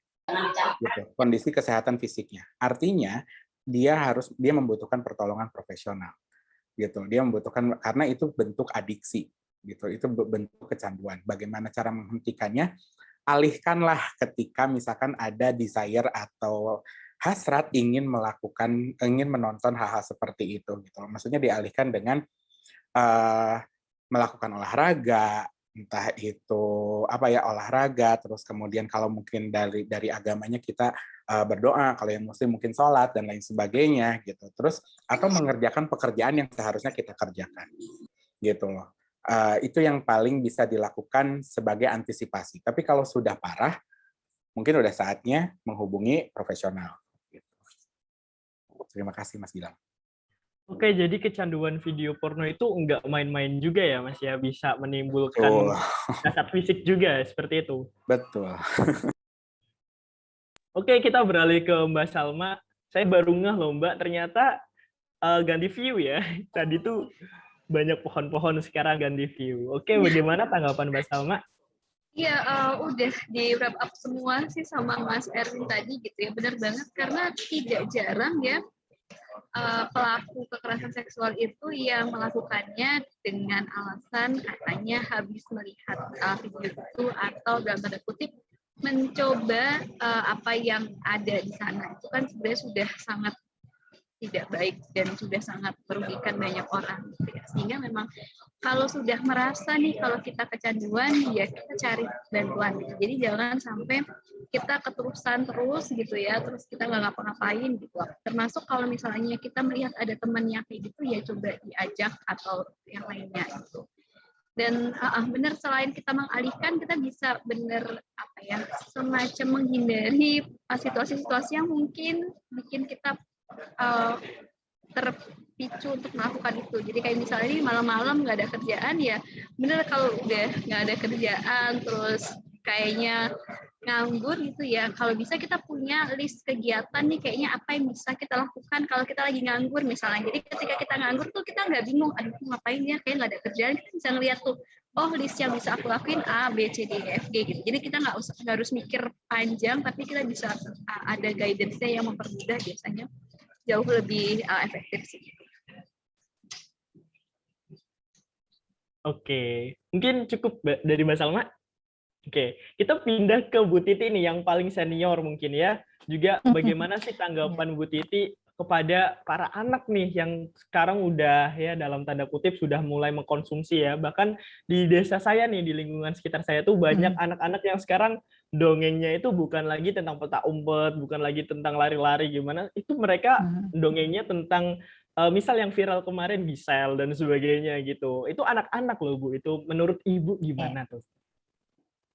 Ya, Mas Gilang. Jadi tadi apa tip-tipnya dan triknya sudah dibagikan Mas Erwin sama Mbak Salma ya terkait menghadapi ini. Nah, kalau betul, jadi sangat memprihatinkan kondisi sekarang itu anak-anak kalau bercerita, bermain itu tidak lagi permainan yang lebih banyak melibatkan perhatian baik itu pikiran atau fisik ke arah yang keterampilan ya, tapi lebih cenderung karena hari ini kan setiap anak bisa pegang gadget ya, bahkan anak-anak balita. Di kampung saya juga begitu. Bahkan kalau saya mendengar curhatan para guru-guru gitu ya, jangankan anak-anak usia SMP ke atas gitu ya, anak-anak SD, MI gitu, itu juga guyonannya, kalimatnya, istilah-istilah yang digunakan itu sudah kadang di luar pengetahuan guru. Pernah diceritakan, "Saya itu Bu nggak tahu kalau ternyata itu tuh adalah istilah yang digunakan untuk begini." Nah, itu artinya bahwa bagaimana kemudian juga orang tua itu mengawal, mengedukasi anak supaya tidak kecanduan dengan hari ini kan film yang porno itu kan bisa diakses tidak dari HP kan bisa ya. Saya juga heran loh. Kadang anak-anak yang milenial sekarang itu bisa buka apa saja. Mungkin yang orang tua kayak saya ini nggak tahu caranya itu dia ngerti gitu. Nah, itu artinya bagaimana kemudian orang tua ini bisa memotivasi dan memberikan solusi ya, tidak hanya menghakimi karena anak itu tidak butuh penghakiman semata, tetapi anak itu butuh dibimbing, diarahkan, diberikan solusi, itu penting. Jadi misalkan bagaimana kalau anak tidak kecanduan gadget, di mana gadget itu bisa menjadi sumber di antaranya menonton film porno, maka dialihkan. Dengan gadget itu bagaimana anak dimotivasi dulu, Nak, kamu dengan gadget pun bisa melakukan aktivitas yang positif. Misalkan nih, hari ini kan juga yang mulai digalakkan itu bagaimana kemudian ada desa mandiri ya, dengan misalkan membuat desa wisata. Kan bisa memotivasi anak-anak juga, anak-anak milenial, baik anak remaja ataupun usia dini. Kalau anak usia dini ya bagaimana terlepas dari gadget, orang tua harus punya pembatasan anak memegang gadget. Misalkan kalau hari ini belajarnya online ya selama dia ada pembelajaran online diperkenankan. Selebih dari itu diarahkan dengan kegiatan lain. Tadi Mbak Salma kan juga memberikan tip ya, ada prioritas atau ada mungkin list kegiatan kalau dia tidak ada aktivitas belajar dan lain sebagainya. Misalkan hari ini juga penting ya memperkenalkan mainan-mainan tradisional yang dulu itu sangat luar biasa, tapi hari ini anak nggak mengenal. Sehingga paling tidak kalau saya contohnya kalau di rumah itu dengan anak saya yang usia SD itu dulu nggak kenal yang namanya sondah manda. Itu apa sih Bun katanya. Nah, itu mulai dikenalin. Jadi supaya dia ngeh gitu. Dia tahu lalu aktivitasnya tidak hanya berfokus pada gadget. Atau juga misalkan hal lain dengan gadget boleh, tetapi misalkan bagaimana dia bisa menampilkan kondisi desanya yang kelebihan-kelebihan yang ada di desanya kemudian diupload. Satu, dia bisa melek media tetapi yang dia upload adalah hal-hal yang positif, mengenalkan keindahan alam, potensi lokal gitu ya. Itu penting. Nah, maka di sini juga perlu kearifan orang tua dan para guru ya. Satu, jadi pendidikan kita itu jangan hanya pendidikan yang menghakimi atau memarahi, tetapi juga pendidikan yang memotivasi, mengarahkan, memberikan solusi. Karena tadi anak-anak itu pada dasarnya adalah dalam kondisi kalau diibaratkan gitu ya, seperti gelas kosong atau seperti kertas putih begitu. Jadi kalau dia belum punya pengalaman, dia belum punya wawasan, maka orang dewasa lah yang harus memberikan pengarahan, memberikan wawasan gitu sehingga dia tahu, oh ini kurang baik, oh ini tidak baik, oh ini baik. Nah, seperti itu Mas Gilang. Jadi penting kiranya dalam edukasi juga baik di rumah ataupun dari pihak sekolah gitu ya atau di tempat pendidikan manapun lah, tidak hanya sekolah begitu ya. Misalkan kalau dia juga ikut madrasah atau dia ikut les gitu ya, les privat, semua elemen ini harus mendukung bagaimana memberikan motivasi, mengarahkan dan memberikan solusi. Jangan hanya bisa oh kamu itu, bahkan misalkan memberikan menjudgment anak misalkan dengan nakal. Mungkin bisa ditanyakan Mas Erwin sama Mbak Salma ya. Nggak boleh itu. Kita jangan sekali-kali menjudge anak baik anak biologis ataupun anak didik gitu ya. Menjudge seseorang dengan nakal lah, dengan apa. Karena apa? Yang akan teringat di memorinya itu adalah oh saya di mata ibu itu adalah anak nakal. Sehingga dia malah justru pengen seperti larut di dalamnya. Nah, ini juga yang hari ini kita perlu dalam pola pendidikan pun, bagaimana pola pendidikan kita bukan pola pendidikan menghakimi, tetapi bagaimana mengangkat, memotivasi, mengarahkan, memberikan solusi. Itu Mas Gilang kiranya. Oke, itu bisa banget buat jadi pembelajaran kita sebagai calon orang tua masa depan ya. Kita nggak boleh menghakimi gitu aja kepada anak kita. Kita harus memberikan ya edukasi ya, menghakimi. Mungkin nanti pas marah juga jangan kamu itu anak yang bodoh itu jangan ya, tapi marahnya yang baik-baik aja biar termotivasi gitu. Buat teman-teman yang masih gabut gitu kan, kata Mbak Salma tadi, misal nggak ada kegiatan A, B, C, D, E, F, G gitu kan, bisa banget gabung sama UKM Sigma ini di yang univnya mungkin juga bisa menjadi pelopor pendiri Sigma. Wah kan bisa menjadi sebuah kebanggaan ya. Ternyata aku bisa mempelopori berdirinya Sigma ini. Kemudian kalau bagi remaja di Kabupaten Pekalongan bisa banget bergabung dengan Forum Genre Kabupaten Pekalongan yang mana itu emang bener-bener khusus buat remaja yang isinya edukatif banget, bener-bener edukatif banget. Oke, mungkin kita beralih ke the last question. Pertanyaan terakhir nih, ada dari Mutiara Nabila. Wah, dari tadi banyak banget ya Nabila di Kabupaten Pekalongan ini. Izin bertanya, bagaimana cara kita merespon orang yang merendahkan kita? Misalnya nih, contoh, ngapain sih kuliah kalau ujung-ujungnya nanti lulus kuliah juga di rumah, nggak ngapa-ngapain, padahal biayanya juga mahal, mending juga nggak usah kuliah. Itu kan sama aja kayak pelecehan gender kan? Terima kasih. Gitu, mungkin dari siapa dulu nih? Dari Mbak Salma deh. Ya sih sayangnya masih banyak ya stigma-stigma kayak gitu yang merasa bahwa perempuan nggak perlu kuliah S1, S2, S3 nggak perlu, ntar juga di rumah ngurus anak gitu.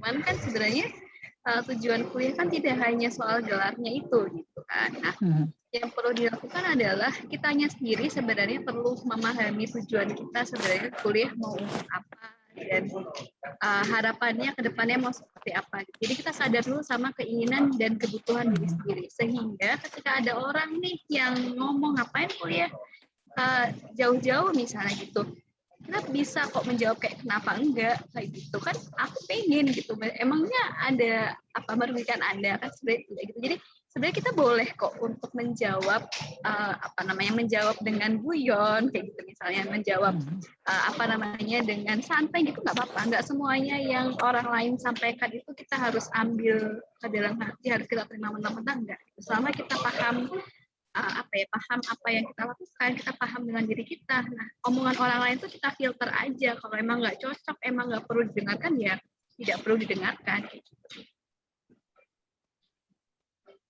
Oke, kita beralih ke Mas Erwin nih. Gimana Mas Erwin? Iya, setuju saya dengan yang disampaikan oleh Mbak Salma. Betul. Kita yang punya kendali atas diri kita gitu, bukan orang lain. Kalau orang lain mau bicara apapun tentang apa yang sedang kita lakukan, ngapain sih kuliah tinggi-tinggi, ngapain sih sekolah tinggi-tinggi dan lain sebagainya, yang ngapain nanya-nanya sih sebenarnya. Gitu loh. Atau ya ngapain nanya-nanya gitu loh ya kan. Atau misalkan ya udah sih biarkan saja sebenarnya gitu. Tapi kalau misalkan memang benar-benar kepikiran, terutama misalkan sosok yang memang dekat dengan kita gitu, misalkan ya sosok yang dekat dengan kita ngapain gitu ya, jelaskan saja apa tujuan kalian gitu loh. Tujuan saya bukan mau ngapa-ngapain, saya ingin mengedukasi diri saya ingin mendapatkan saya ingin mengoptimalkan potensi saya pengen tahu sampai mana saya bisa gitu dan lain sebagainya. Dan ini bukan untuk kamu, ini untuk saya gitu loh. Dan saya butuh ini gitu loh. Dan kalau kamu tidak bisa melihat itu dari persepsi saya gitu, dari sisi saya, ya nggak masalah, itu hak kamu. Tapi saya juga punya hak untuk tidak mendengarkan omongan kamu. Gitu. Jadi itu bisa disampaikan seperti itu.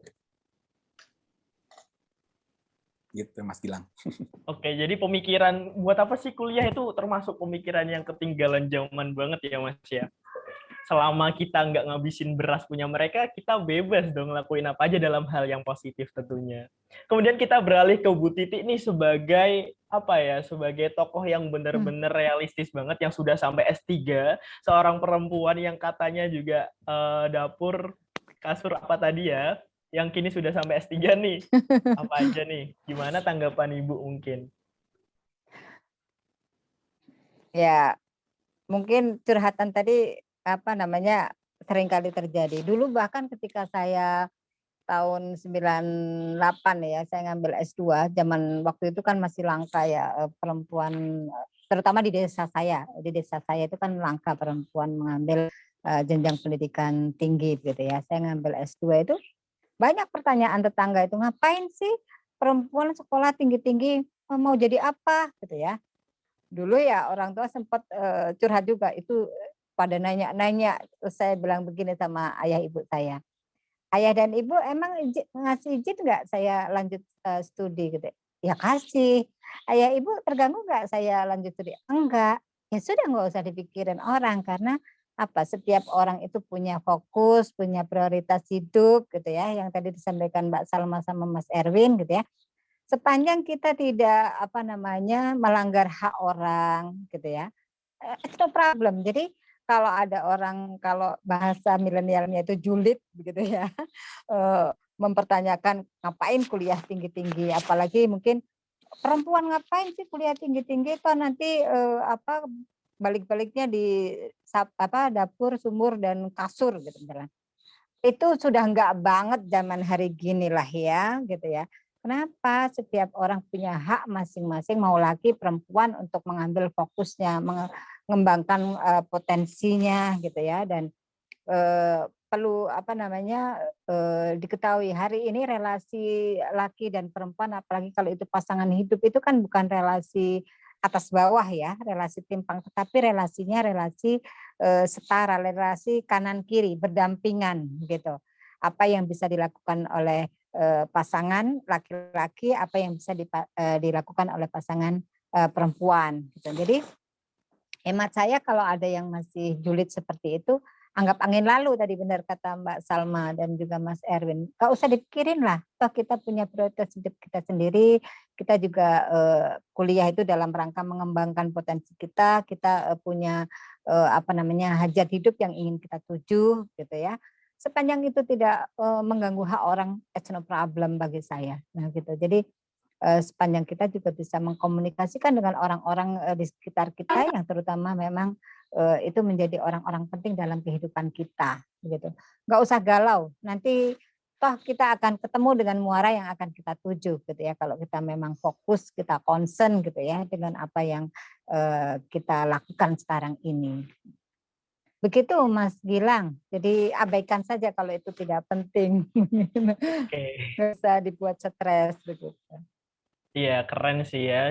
Jadi jangan ragu buat melanjutkan pendidikan ke tingkat yang lebih tinggi, karena itu juga untuk kepentingan diri kita sendiri, agar masa depan kita, kemudian rumah tangga kita, masa depan kita juga ya pokoknya berkualitas lah ya.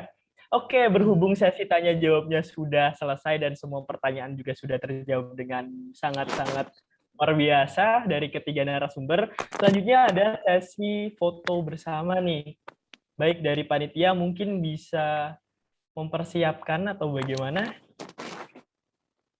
Oh iya, buat teman-teman yang belum on cam, ayo gaskan on cam, karena saya tahu mungkin kebutuhan pansos kita itu ya sebagai generasi Z sangat butuh pansos ya.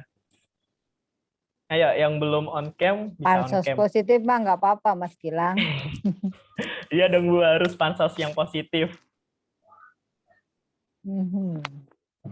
Oke, ini masih ada yang muka bantal nggak nih? Ayo, on cam, on cam. Oke, dari panitia yang mau ngambil foto, siapa ya? Mungkin bisa diaba-aba, dihitung 1, 2, 3 gitu.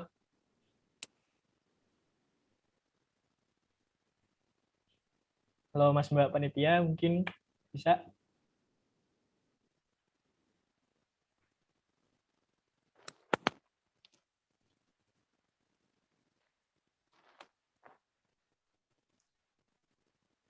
Mana nih?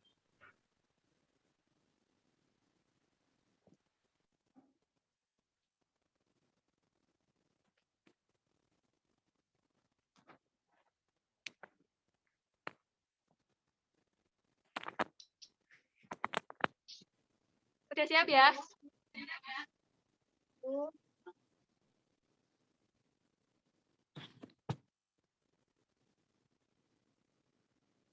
Satu, dua, tiga. Oh iya, tolong semuanya gaya seperti ini ya.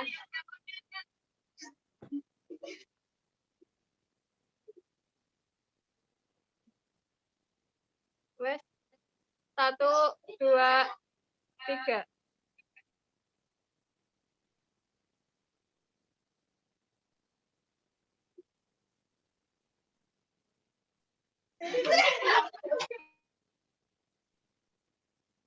Baik, Mbak Ranti apa sudah Mbak? Sudah semua? Sudah cukup. Oke, baik. Berhubung waktu diskusi juga sudah selesai, semua pertanyaan sudah selesai, semua materi juga sudah dijabarkan dengan baik. Izinkan saya untuk kembali sedikit mengulas ya beberapa materi tadi mengenai menghapus feodalisme ataupun mengenai sexual harassment di dunia pendidikan tinggi. Ada beberapa mitos mengenai pelecehan seksual yang ternyata itu masih beredar di lingkungan masyarakat. Nggak cuma cewek yang bisa menjadi korban dan nggak cuma tempat sepi untuk bisa melakukan pelecehan seksual seperti itu. Dan kemudian bentuk pelecehan seksual ini banyak, mulai dari fisik, verbal, isyarat, visual, ataupun psikologis. Kemudian untuk faktor sendiri ada banyak, seperti natural atau biologis, kemudian psikologi, sosial budaya, dan juga ada beberapa efek yang bisa ditimbulkan dari pelecehan seksual, mulai dari panik, kemudian juga mulai dari panik sampai ke gangguan kesehatan seperti itu. Kemudian ada beberapa upaya yang bisa kita lakukan sebagai seorang mahasiswa. Yang pertama adalah sadarkan keluarga kita betapa pentingnya menjaga diri kita, kemudian hindari juga tempat-tempat yang rawan dan sebagainya. Dan bahkan dalam pandangan Islam pun memang segala sesuatu yang mengganggu harta, darah dan sebagainya itu memang dilarang dalam agama Islam. Ya, seperti itu. Oleh karena itu, sebisa mungkin kita sebagai mahasiswa yang hari ini ikut webinar ini minimal-minimal lah ya bisa mengedukasi diri sendiri sehingga bisa dijauhkan dari kekerasan seksual baik sebagai korban ataupun sebagai pelaku. Itu saja sih. Saya selaku moderator berhubung diskusi sudah selesai, saya ingin mengucapkan terima kasih banyak dan juga mohon maaf yang sebesar-besarnya. Terutama terima kasih nih kepada ketiga pembicara kita yang keren. Ada Mbak Salma, Mas Erwin, sama Ibu Titi yang semoga ilmu yang di-share kali ini bisa bermanfaat bagi kita. Seperti itu. Oke, saya Gilananda Permana Widodo, izin pamit dan saya kembalikan ke Mbak Aulia selaku Master of Ceremony. Wassalamualaikum warahmatullahi wabarakatuh.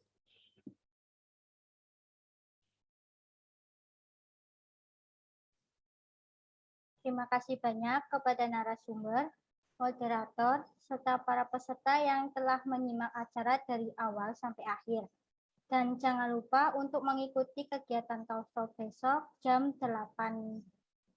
Saya mewakili panitia yang bertugas menyampaikan mohon maaf atas salah kata dan perbuatan. Sekian dari saya. Wassalamualaikum warahmatullahi wabarakatuh.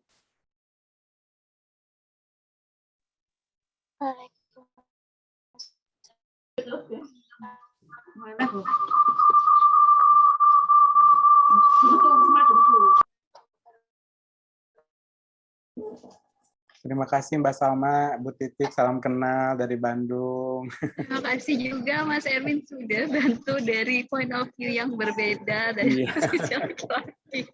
Iya. Salam kenal Bu Titik juga. Ya udah. Ya, baik, saya pamit. Salam ya. kenal Terima kasih. Mas Erwin, Mbak Salma. Sama-sama. Ya, terima kasih banyak. Iya, Bu. Salam kenal. Suatu saat bisa berjumpa ya. Amin. Amin, amin. Terima kasih. Terima kasih, Bu. Mangga semuanya. Assalamualaikum. Ya, terima kasih ilmunya ini. Ya, Waalaikumsalam. Izin pamit juga ya anak-anak.